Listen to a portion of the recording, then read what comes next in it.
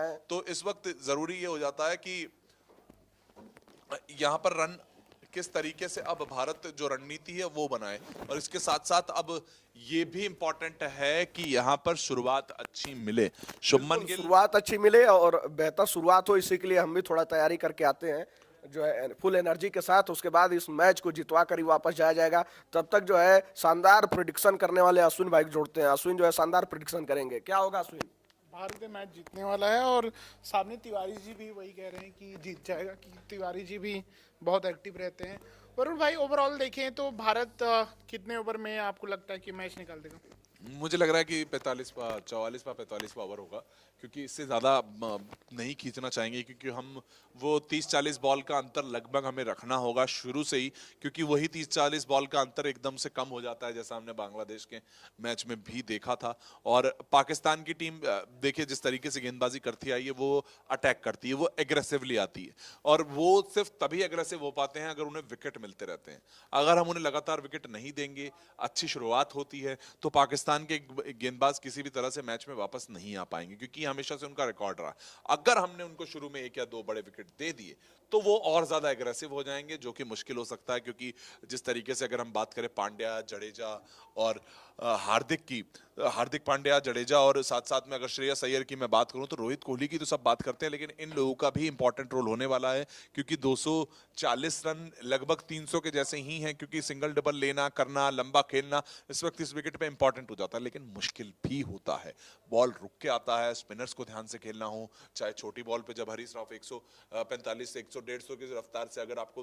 Bouncer मार रहे हैं तो वो इतना तेज चढ़ता नहीं है, लेकिन वो बाउंस होते होते आपको परेशान जरूर कर देता है। तो ये कुछ चीजें हैं जिनका ख्याल भारतीय टीम को रखना पड़ेगा। जरूर इस पर बातचीत हुई होगी जिस तरीके से, क्योंकि यहाँ पर देखिए इंपॉर्टेंट बात यही है कि हम ना आईपीएल खेलता है पाकिस्तान, ना किसी तरीके की हम बायलैटरल सीरीज खेलते हैं, जैसा कि मैं आपको पहले ही बता रहा था। तो यहाँ हम इतना हरीश राव को खेले नहीं है जितना बाकी देश खेले हैं। यहाँ विराट कोहली वर्सेस हरीश राव का वो छक्का हमने आपको दिखाया जिस तरीके से चलता है, लेकिन ऐसा कोई आमना सामना बहुत बार नहीं हुआ है। तो आप इतने ज्यादा ओपन नहीं है, आपको नहीं पता है कि वो किस एंगल से या किस तरीके की बॉलिंग करते हैं, क्या कुछ चेंजेस हैं, क्योंकि अब अक्सर आपस की टीमें इतना खेल चुकी होती है तो गेंदबाज को जानती हैं, समझती हैं, बल्लेबाज जानते हैं, समझते हैं। पर पाकिस्तान के साथ ये वाला जो प्लस पॉइंट है वो नहीं होगा। तो यहाँ पर बड़े खिलाड़ी को इस वक्त सामने आना पड़ेगा, वहीं पर ऑन फील्ड अडेप्ट करना होगा, क्योंकि अंडर द लाइट्स अगर किस पिच कुछ अलग तरीके से खेलता है तो यहां पर रोहित, कोहली, गिल, इनकी जिम्मेदारी बनती है कि उस पिच को जल्द से जल्द समझें और आगे आने वाले बल्लेबाजों के लिए आसान करें मैच को। एक चीज और समझना चाहूंगा अब वरुण भाई के, कहां भारतीय कप्तान से चूक होगी कि अगर ये बॉलिंग में पहले ले आते पेस को, जो स्पिनर को उन्होंने लगातार लगाया, तो ये स्कोर हम 200 के अंदर देखते हैं। आप किस तरीके से देखिए मुझे लग रहा है ना, विकेट ने बहुत अलग तरीके से खेला है। देखिए विकेट कब स्लो हुआ, विकेट टर्न कब देने लगा, कुलदीप ने जब गेंदबाजी करी थी 20वें ओवर के आसपास भी, पहला ही चेंज थे वो, आज जब 9वें ओवर में भी 10वें ओवर में भी हमें दिख गए थे, तब उनकी बॉल इतनी टर्न नहीं हो रही थी। लेकिन जैसे जैसे गेम आगे बढ़ा, 25वां 30वां ओवर आया, उसके बाद विकेट पे जो क्रैक थे वो खुलते गए। यही मैं आपको कह रहा हूं कि अब विकेट के क्रैक्स जो हैं वो खुल चुके हैं, विकेट स्लो हो चुका है, उस पर जैसे जैसे गेम आगे बढ़ा है विकेट पुराना होता जा रहा है, तो अब स्पिनर्स को खेलना मुश्किल हो रहा है। तो यही इस वक्त सबसे बड़ी जो चैलेंज है वो भारतीय टीम के लिए भी रहने वाला है, क्योंकि जिस तरीके से हमने देखा था, जो अबरार पिछली बार गेंदबाजी कर रहे थे, वो तैयब ने जो ओवर डाले थे, यानी कि वो परेशानी बन सकते हैं आपके लिए। लेकिन जिस तरीके का लेवल है, क्योंकि हमारे पास जो कॉन्फिडेंस रहता है, भारतीय टीम की हम बात करते हैं, कभी भी चीज में बात करते हैं तो रोहित कोहली का नाम सबसे ऊपर इसीलिए लाता है कि जब वो गेंदबाज और विकेट की बात होती है वो उनके ऊपर है, उनको इन चीजों से फर्क ही नहीं पड़ता है। वो बड़े मैच के खिलाड़ी हैं, उनको ये कोई फर्क नहीं पड़ रहा है कि यहाँ पर विकेट स्लो था क्या था, वो अपने आप को अडेप्ट करते हैं और उन सिचुएशन में खेलते हैं और बाकी टीम में को भी मदद करते हैं कि आप इस तरीके से खेलिए। तो यहाँ पर रोहित या कोहली को एक ऐसी पारी खेलनी होगी, चाहे वो 40-50-60 रन की भी हो, लेकिन आगे आने वाले बल्लेबाजों को वो विकेट रीड करके दे, क्योंकि अभी यहाँ पर जो विकेट रीड हो रहा है वो यही है कि विकेट बहुत स्लो हो गया है, बड़े शॉट्स लग नहीं पा रहे हैं। पहले शुरुआत में आसान था, विकेट जो 20 से 35 ओवर तक हमने देखा, उसके बाद जब वापस से स्पिनर्स लाए गए तो सरप्राइजिंगली वो अच्छे से काम करने लगे और रोहित ने समझदारी से उनसे 10 ओवर बीच में एक साथ करवा दिए। तो ये कुछ चीजें थी जो उसी ऑन फील्ड ही आपको कॉल लेनी थी।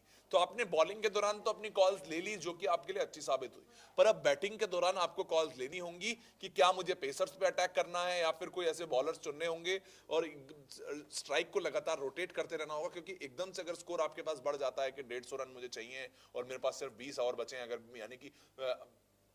30 ओवर में आप महज लगभग 100, 120, 130 के आसपास या 25 ओवर में रखते हैं, 25 ओवर में 100 रन थे, लेकिन आप और लास्ट के 10 ओवर में 58 रन बनाए, तो उसके अलावा आपने पाकिस्तान को बीच में वो 15 रन बनाने दिए ना 15 ओवर में रन, क्योंकि पाकिस्तान भी जानता था कि हमें इसी बीच में रन बनाने पड़ेंगे क्योंकि विकेट लगातार स्लो होता जा रहा है। तो यहां पर स्पिनर्स कितनी जल्दी आते हैं, हरीश रॉफ और शाहीन अफरीदी जो हैं वो किस तरीके से अटैक करते हैं, वो कितने इफेक्टिव होते हैं under the lights fast bowler. देखिए शुरुआती 10 ओवर में परेशान करते हुए भी नजर आ सकते हैं। लेफ्ट आर्म को लेकर रोहित कोहली को अलग आंकड़ा रहा है, जो इस वक्त स्टैट्स हैं वो बताते हैं कि लेफ्ट आर्म को कितना ज्यादा वो आउट होते हैं। तो ये कुछ चीजें हैं जो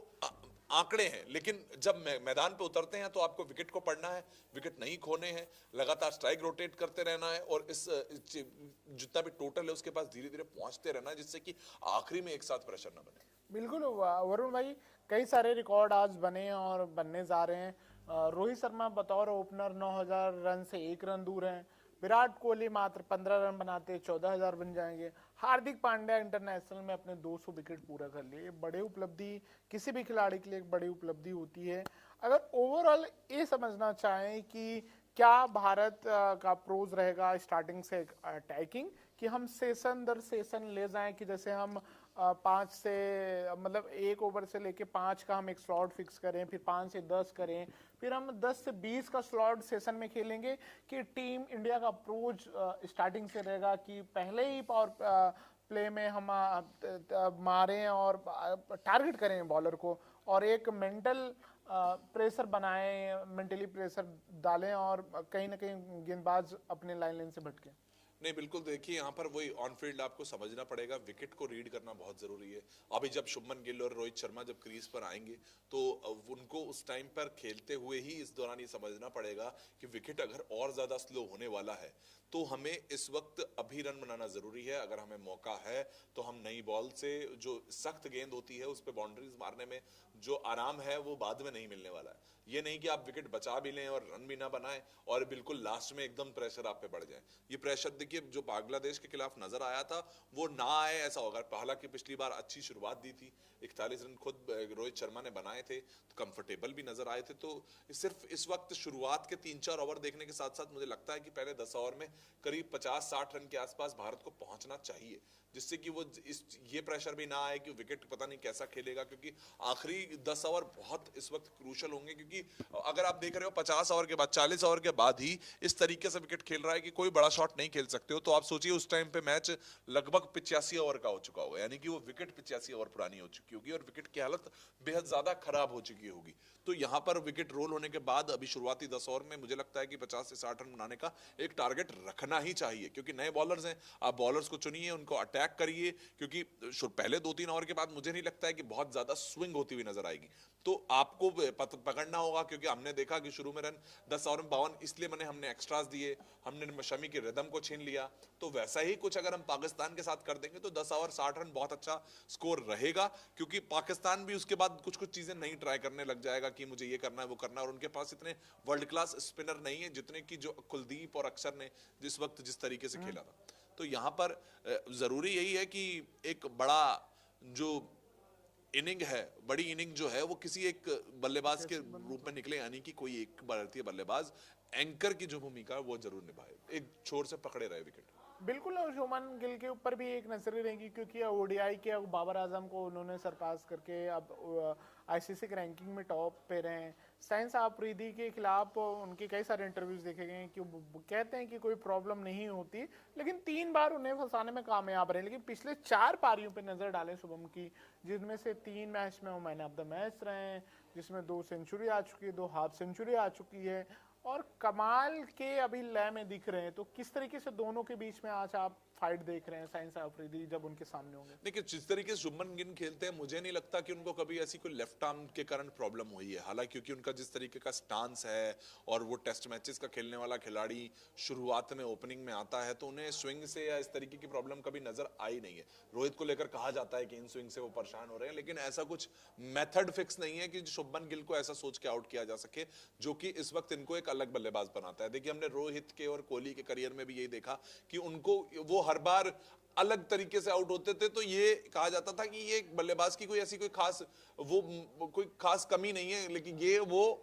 हर मैच में परफॉर्म करना जानते हैं और कोई भी उनको ऐसे टारगेट नहीं कर सकते या कोई प्लान बना के आउट नहीं किया जा सकता। वही चीज अब हमारे युवा शुभमन गिल में दिख नजर आती है कि वो कोई ऐसा खास नहीं है कि इन स्विंग पर ही आउट होते हैं या वो होते हैं या फिर अपना विकेट फेंक जाते हैं। विकेट नहीं फेंकते हैं, ये पॉजिटिव उनका सबसे अच्छा साथ है। और देखिए T20 क्रिकेट वो खेल नहीं रहे हैं, वो जानते हैं कि मुझे 50 ओवर में किस तरीके से अपनी इनिंग को बनाना होगा, क्योंकि अगर वो उसी टेम्परामेंट से खेलते होते तो T20 की टीम में भी होते। उनका जो नेचुरल गेम है वो बेस्ट फिटेड है वनडे में, वनडे 50 ओवर का खेल के लिए। सफेद बॉल से वो जिस तरीके से प्रदर्शन करते हैं वो एक तरीके से एक हद से आप सोचिए वो रेड बॉल से भी ज्यादा अच्छा है। रेड बॉल में भी वो लगातार अच्छा प्रदर्शन कर रहे हैं, वन डाउन पे आते हैं आजकल, एक स्टेबिलिटी देते हैं और वो स्विंग को काटना करना इस तरीके की शुरुआती जो वनडे में तो शुरुआती 4-5-6 ओवर का खेल होता है। देखिए आजकल जिस तरीके से बॉल्स की आती हैं और जिस तरीके से जो विकेट्स बनती हैं, तो शुभमन गिल को नई गेंद से या फिर शाहीन अफरीदी या नसीम शाह से कोई समस्या नहीं आने वाली, लेकिन जो खास तौर पे एक अटैकिंग नेचर जो होता है पाकिस्तानी बॉलर्स का, वो है कि शॉर्ट बॉल फेंकना, तेज से तेज आकर वो विकेट पे डेक पे हार्ड कर रहे हैं और उस बीच में शुभमन की तरफ ना चले जाएं, क्योंकि देखिए युवा खिलाड़ी है। लगातार जब एक आप देखिए लाखों लोग अगर आपको एक साथ ग्राउंड में बैठकर देख रहे हैं, 80,000 70,000 लोग, तो वो कुछ फैंसी शॉट्स की तरफ ना जाएं। लेकिन अब इनको बेहद टाइम हो चुका है। आंकड़ों की बात करें 2023 से लेकर जब वो वर्ल्ड कप में 19 नवंबर को जब वो रन नहीं बना पाए थे, बहुत हताश और निराश नजर आए थे। अपने इंटरव्यूज में कहते आए थे कि अभी तक जो सबसे बुरी चीज मुझे लगी है, मुझे लगता है मेरा परफॉर्मेंस रहा तो वो वर्ल्ड कप में जब मैं मिड ऑन पे कैच देके आउट हो चुका था, तो वो मोमेंट मुझे हमेशा एक गिल्ट की तरह रहता है। तो आज वो गिल्ट भी मिटा सकते हैं जिस तरीके से चैंपियंस ट्रॉफी है, वर्ल्ड कप के सारे चैंपियंस यहां पर आकर खेल रहे हैं। और अगर इस तरह से इस जो पिछले पहले मैच में उन्होंने शतक लगा भी दिया है, तो अगर आज वो इस मैच में परफॉर्म कर जाते हैं तो वो जो एक फ्यूचर है इंडियन क्रिकेट का, वो ये प्रूव कर देंगे कि अब मेरे भरोसे पर आप पूरी टीम को चला सकते हैं, बड़े मैचेस में आप मेरे जैसे खिलाड़ी पर, हमारी टीम पर भरोसा कर सकते हैं। बिल्कुल वरुण भाई, एक बात और समझना चाहूंगा, क्योंकि भारत तो दुबई में कोई मुकाबला हारा नहीं, 242 रन ये पिछले अगर आने वाले 5-6 ओवर में हम लोग समझ में आ जाएगा कि हम गेम में कहाँ हैं, कैसे पकड़ है, किस तरीके से हम किस प्लान के साथ इंटर्न के साथ उतरे हैं। क्या पाकिस्तान 10 ओवर के अंदर अपने स्पिनर को ला सकता है? खास करके खुशदिल पिछले मुकाबले में बहुत अच्छी गेंदबाजी की थी, या वो एक्सपेरिमेंट करेगा कि जल्दी स्पिनर को ले आए? क्योंकि लगभग हम इस ग्राउंड पे अगर बात करें 55-60 ओवर हो चुके रहेंगे, पिच और ज़्यादा टूटी होगी, तो क्या कहीं ना कहीं जो दुबई जिसके लिए जानी जाती, क्या वो प्लान कर सकते हैं? उनके दिमाग में बात चल रही होगी? बिल्कुल चल रही होगी। देखिए अगर आप इस वक्त उदाहरणतः इस चीज को सोच लें कि यही पोजीशन में अगर भारत होता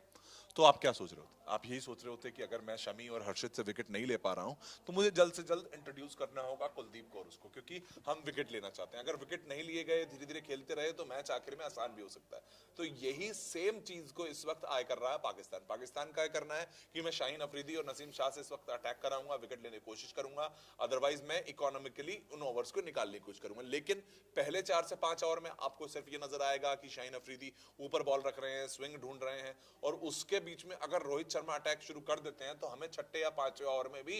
पेस बॉलर, जिस तरीके से देखिए अंदाज है जो रोहित शर्मा का, फिर वो किसी भी बॉलर को नहीं छोड़ेंगे। अगर आपने उनको 4 या 5 ओवर आसानी से खेलने दिया और अगर उनके बॉल बल्ले के बीच में लगती रही तो वो तहस नहस कर देंगे आपकी गेंदबाजी को। उनको कोई फर्क नहीं पड़ेगा कौन नसीम शाह है, कौन इस वक्त अबरार है, वो बेहद ज्यादा पिटाई करते हैं, क्योंकि वो जो शुरू के 10 ओवर है, यानी कि वो जो फील्डर सिर्फ 2 बाहर है घेरे के, बाकी सब ऊपर है, वो उसको रोहित शर्मा ज्यादा से ज्यादा इन्वेस्टमेंट उसमें से निकालना चाहते हैं। तो उनको यही है कि मैं शुरू के 10 ओवर में एक प्रेशर बनाऊं जिससे कि आगे आने वाले बल्लेबाजों के लिए आसानी हो। और मुझे लगता है कि आज भी रोहित शर्मा इसी तरह की पारी, क्योंकि देखिए बांग्लादेश के खिलाफ एक प्रेशर,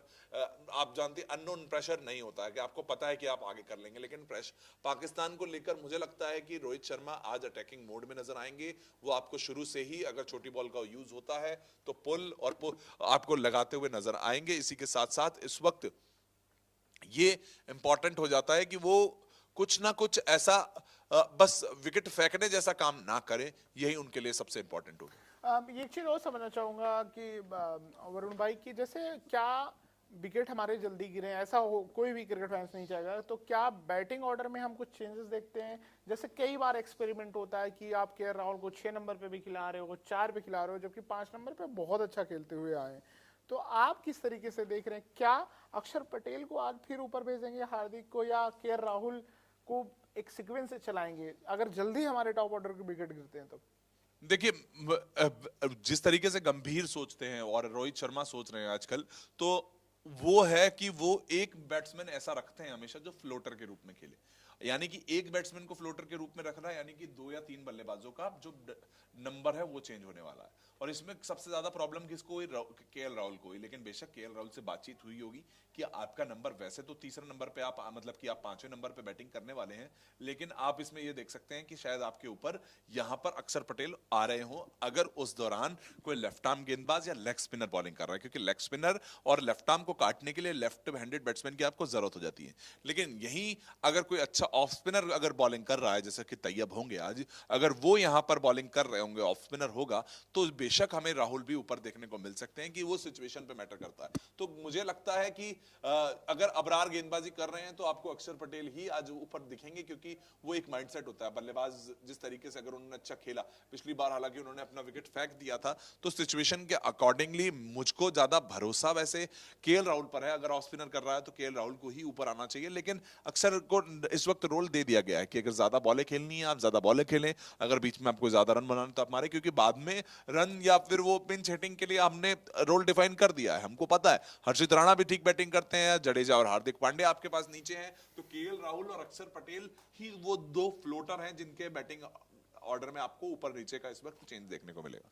बिल्कुल, और भारत की ये शुरुआत यही होगी कि वो अच्छे रन बनाए और पिच पे टिके, खास करके दोनों बल्लेबाज बड़े जोखिम से आउट ना खेलें, क्योंकि अगर रोहित और खास करके गिल अगर 10 ओवर खेल गए तो पूरा गेम चेंज नजर आएगा वरुण भाई, क्योंकि उसके बाद फिर ये अपने गलती से आउट हो सकते हैं कोई बॉलर। तो मतलब मुझे नहीं लगता कि इनको आप बाकी चीज